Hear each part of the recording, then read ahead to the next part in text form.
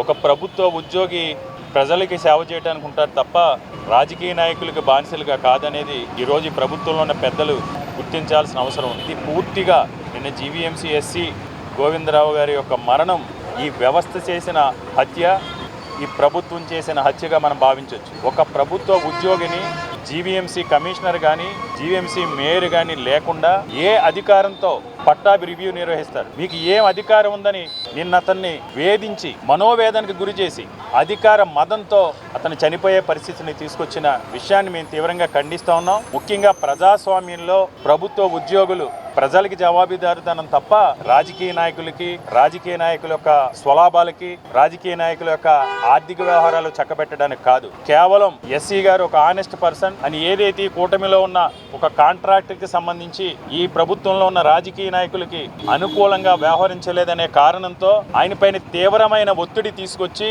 ఆయన ఆవేదనకు గురి చేసి వాళ్ళు చెప్పిన విధంగా నడుచుకోలేదని ఈరోజు ఆయన్ని హత్య చేయడం జరిగింది. ప్రభుత్వం యొక్క హత్యగానే దీన్ని భావించవచ్చు. దీనికి ఎవరు సమాధానం చెప్తారు? ఆయన మరణానికి జవాబుదారీతనం ఎవరు చెప్తారు?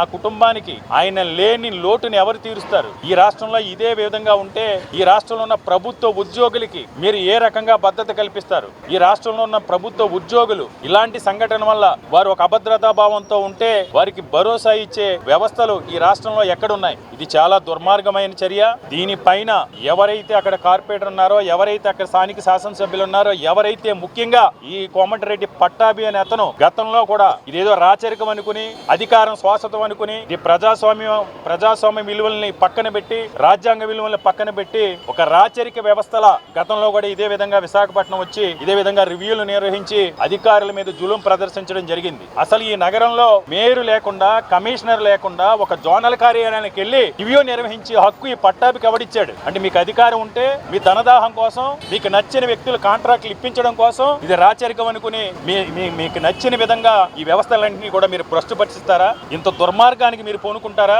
ఈ హత్యకి ఎవరు బాధ్యులు? తప్పకుండా ఎవరైతే పట్టాభి గాని గోవిందరాజులు గారి మీద ఒత్తిడి గురి చేసిన ముగ్గురు ప్రజాప్రతినిధులు కూడా తక్షణం వారి మీద చర్య తీసుకోవాలి. రోజు ఎస్సీ గోవిందరావు గారి మృతి చాలా బాధాకరం. ఇది ముమ్మాటికి కూడా ప్రభుత్వ హత్య, కూటమి ప్రభుత్వం యొక్క హత్య.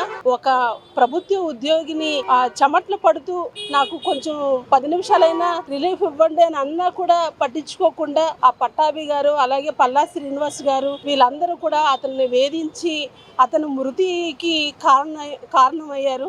అంటే ఎస్సీ గోవిందరావు గారు చాలా సిన్సియర్ ఆఫీసర్. ఎందుకంటే నేను మేయర్ గా ఉండేటప్పుడు గ్రీవెన్స్ లో ఏవైనా ప్రాబ్లమ్స్ ప్రజల నుంచి వస్తే అవి ఇమ్మీడియట్ గా ఒక 3 days లో సాల్వ్ అయిన మళ్ళీ నా టేబుల్ దగ్గర కూడా 1 week లో మళ్ళీ నెక్స్ట్ గ్రీవెన్స్ వచ్చేటప్పటికి సాల్వ్ చేసి ఇచ్చిన వ్యక్తి.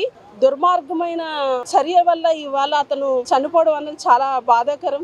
మా జగన్మోహన్ రెడ్డి గారు ముఖ్యమంత్రిగా ఉండేటప్పుడు, నేను మేయర్గా ఉండేటప్పుడు ఆఫీసర్స్ అందరూ చాలా ఫ్రెండ్లీ వాతావరణంలో పనిచేసే వాళ్ళము. ప్రజాప్రతినిధులుగా మేము, అలాగే ఆఫీసర్స్ గా వాళ్ళు కూడా చాలా కూల్ గా వెళ్ళిపోయేది. కానీ కూటమి ప్రభుత్వం వచ్చిన తర్వాత ప్రభుత్వ ఉద్యోగులు జిల్లాలకు ఒక ప్రభుత్వ ఉద్యోగి చనిపోతున్నాడు. మొన్ననే ఆర్లాలో ఒక సచివాలయం ఉద్యోగి కూడా ఇలాంటి టార్చర్ పెట్టడం వల్ల ఇమీడియట్ గా వర్క్ కావాలి, వెంటనే చెయ్యాలని ఆ అబ్బాయి కూడా హార్ట్ ప్రాబ్లంతో చనిపోవడం జరిగింది.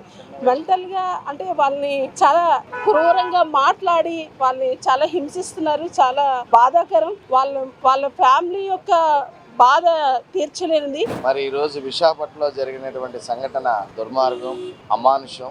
ఎప్పుడైనా ప్రభుత్వ ఉద్యోగులు ప్రజాస్వామ్యంలో ప్రజల కొరకు, ప్రజా అవసరాల కోసం పనిచేయాలి. వాళ్ళకి ఆ ఫ్రీ హ్యాండ్స్ ఇవ్వాలి. ఎక్కడైనా తప్పు చేస్తే ఆ తప్పులను సరిచేయడానికి మాత్రమే ప్రజాప్రతినిధులు కానీ, ప్రజాప్రతినిధులే తప్పు చేసి అధికారులని సపోర్ట్ చేయమని చెప్పడం, వాళ్ళ మీద ఒత్తిడికి గురి చేయడం, తద్వారా ప్రాణాలు కోల్పోయే విధంగా చేయడం గత ఎన్నడూ లేని విధంగా ఈ కూటమి ప్రభుత్వం ఈరోజు వ్యవహరిస్తున్నటువంటి తీరు చాలా అన్యాయం. ఆయన విజయవాడ నుంచి వచ్చి మరి ఈరోజు విశాఖపట్నం వాతావరణాన్ని పాడు చేసే విధంగా, అధికారుల్ని భయభ్రాంతులు గురి చేసే విధంగా, వాళ్ళు అధికార మదంతో వ్యవహరిస్తున్నటువంటి తీరుని విశాఖ ప్రజల తరపున మీ అందరం కూడా ఖండిస్తూ ఉన్నాం. ఇలాంటి వాళ్ళ మీద సుమోటోగా కేసు ఫైల్ చేసి ముగ్గురిని తక్షణం అరెస్ట్ చేసినా గానీ ఆ కుటుంబానికి ఆ లోటు తీరదు. ఇది ఇలా విడిచిపెడితే ప్రతి ప్రాంతంలో కూడా ఇదే రకంగా జరుగుతుంది. ప్రజలు ఓటు వేసి ప్రజాప్రతినిధులు గెలిపించింది ప్రజల కోసం పనిచేయడానికి.